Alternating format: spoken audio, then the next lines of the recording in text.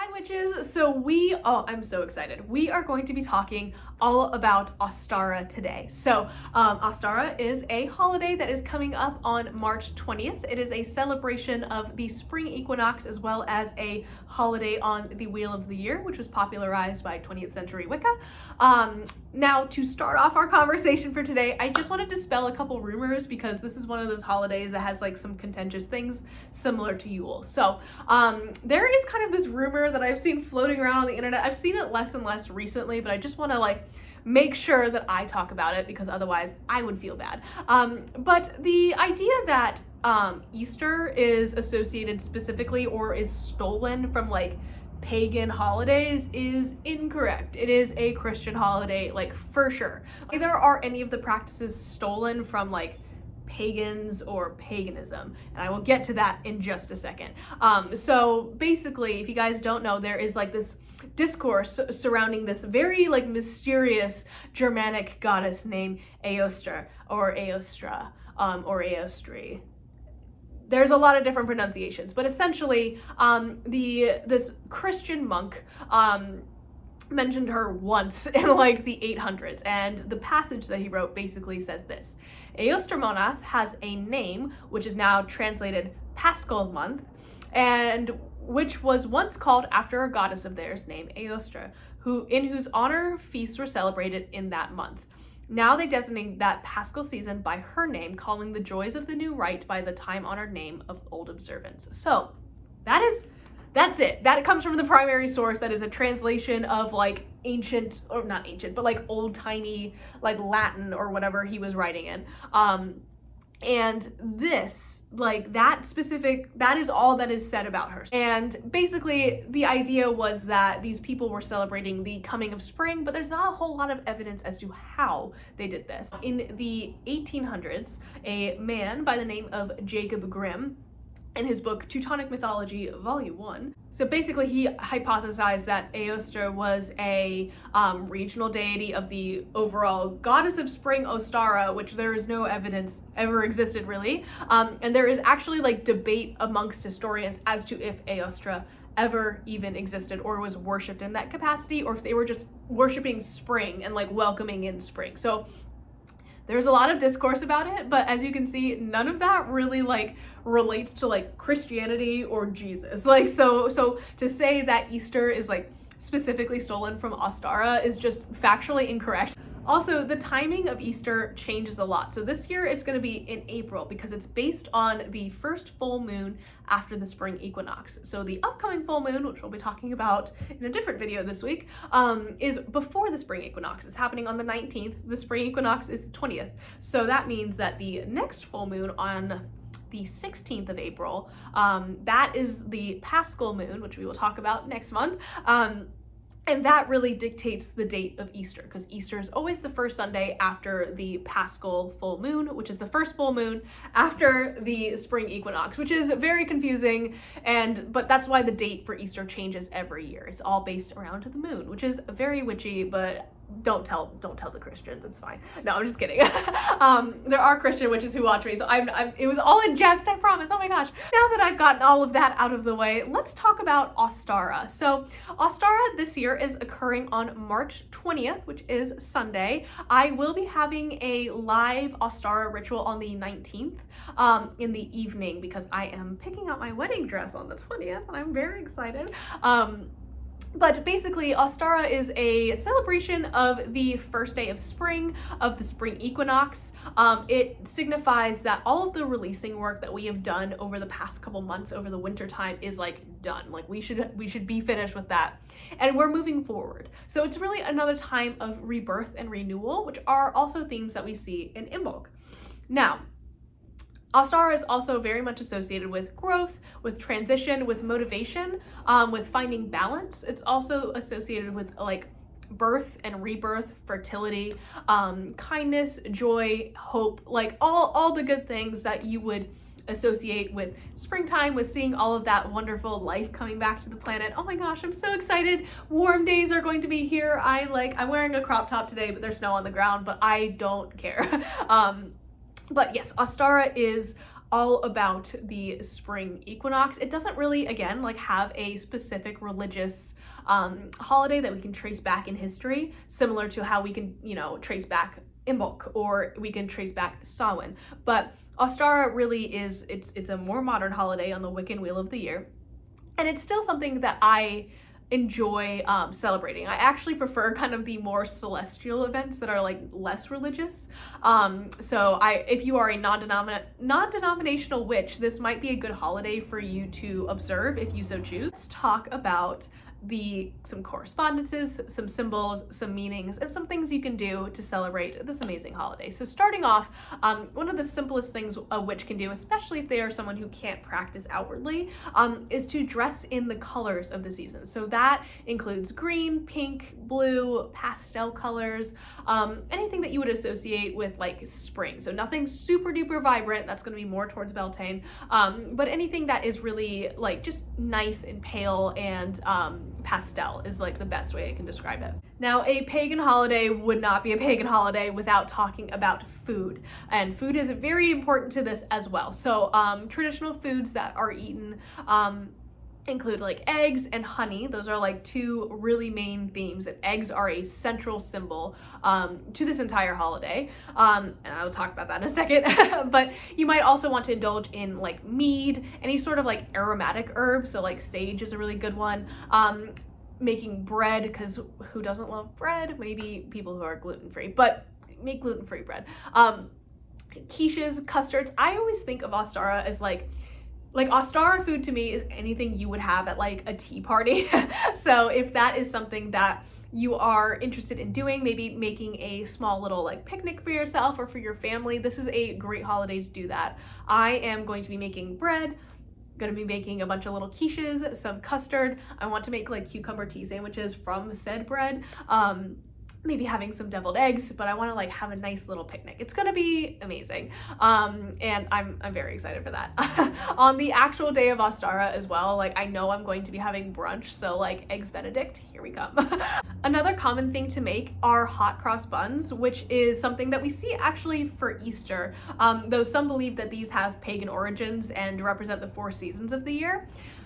Whether or not that is accurate, I still find that making hot cross buns is a great way to kind of integrate paganism into more Christian traditions. So what I mean by that, if you come from a very religious family and they are like totally freaked out that you are practicing Wicca or you are a witch, that this bread, like these hot cross buns, can kind of be a way to bridge that. So for you, it might represent the 4 seasons, but for them, it might symbolize the cross that Jesus died on. But either way, you're still coming together and making these things together. And I find a lot of the hesitancy, especially with families that are particularly religious, is that they feel like they're going to lose you. You know what I mean? Like they're going to not have you in their lives for these important religious holidays that are very important to them, regardless of whether or not they are important to you.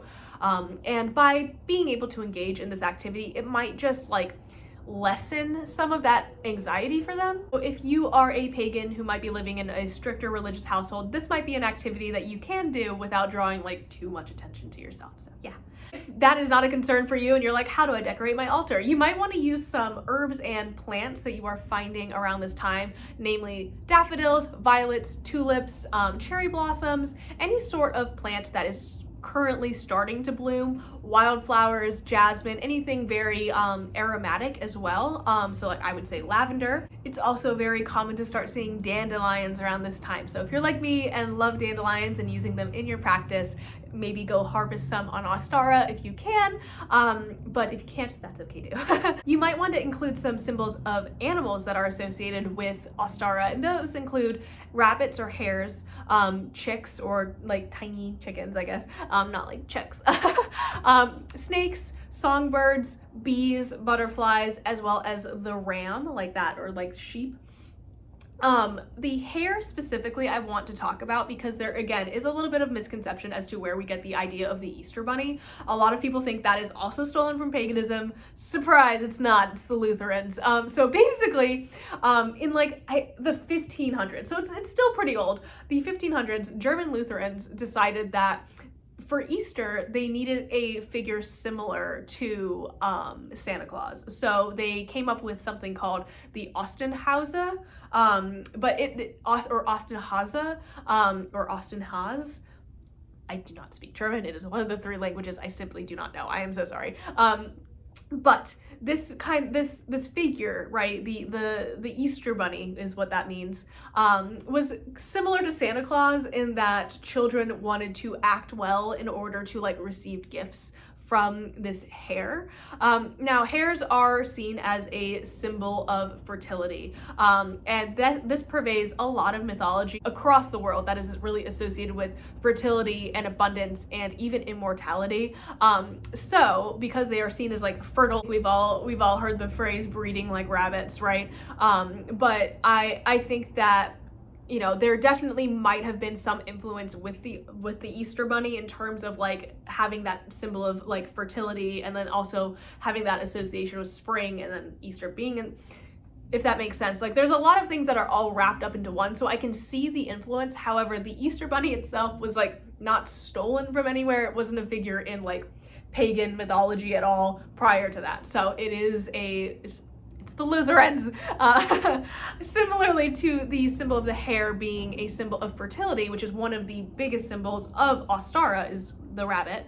I think overall the biggest symbol of Ostara is the symbol of the egg. So the egg is really a symbol of a lot of things. It contains potential, it's full of promise and new life. It symbolizes the nature of rebirth, and like the fertility of the earth. In a lot of mythology, there's this concept of the cosmic egg, which is a symbol that represents like the universe, and contains a balance of male and female, light and dark, as the egg yolk balances out the egg white, if that makes sense. So the egg is going to be very central to my practice. I think that idea of potential and new life very, very crucial to this holiday, and it's something that I'm personally focusing on. I'm not focusing on my own like fertility necessarily, but more so the coming to fruition of my goals and my ideas.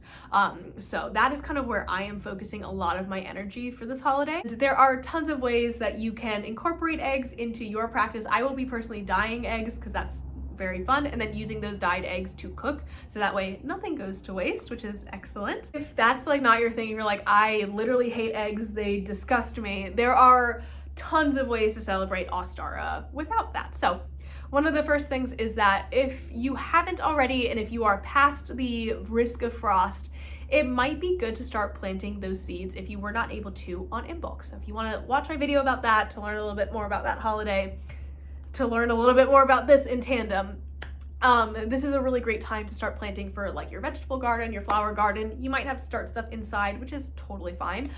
My garden is here and is indoors, so don't worry about it.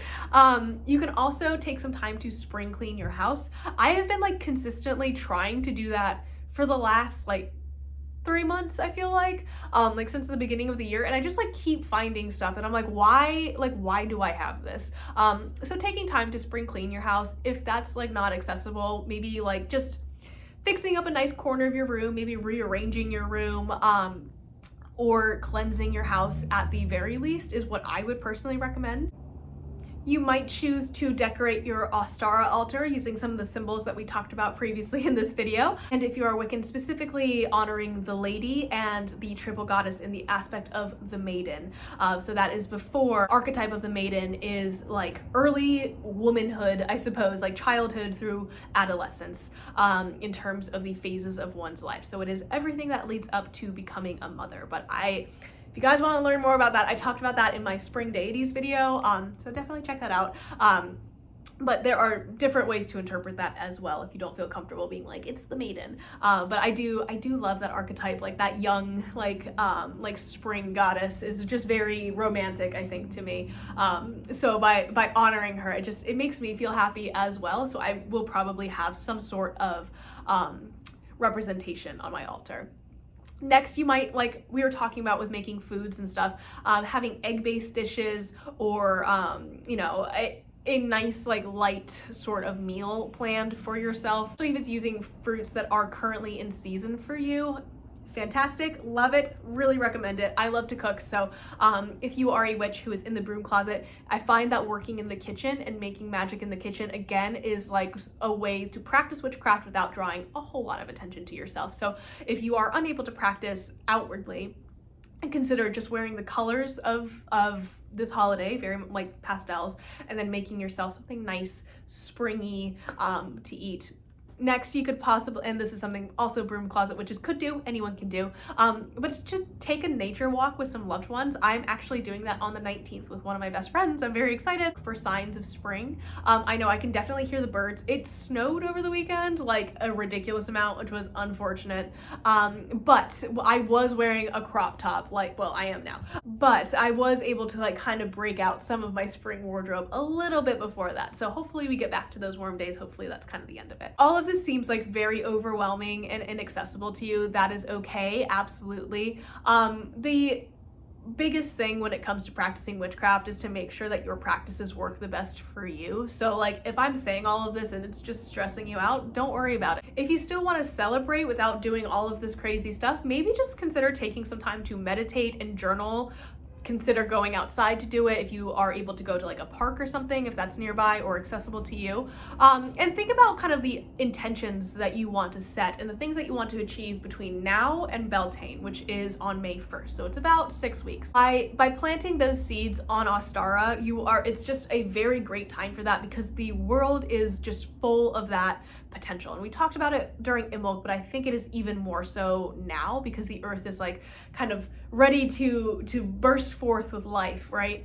And many modern pagans kind of mark Ostara as a time of like renewal and a time of rebirth. So taking time to kind of celebrate that new life and considering the things that you would like for yourself moving forward is just a really, really great way to celebrate this holiday. So those are just some suggestions. I am definitely the kind of person who like focuses on like food and renewal and stuff when it comes to Ostara. So yes, that idea of balance and renewal is going to be at the forefront of my Ostara ritual on the 19th. If anyone's interested, it's going to be hosted live around 8 p.m. at over on TikTok. So definitely check that out. That just happens to be where the most people are. So I want to make sure it is accessible to everybody. And yeah, without further ado, I will see you guys later. I hope you have a wonderful Ostara. Bye.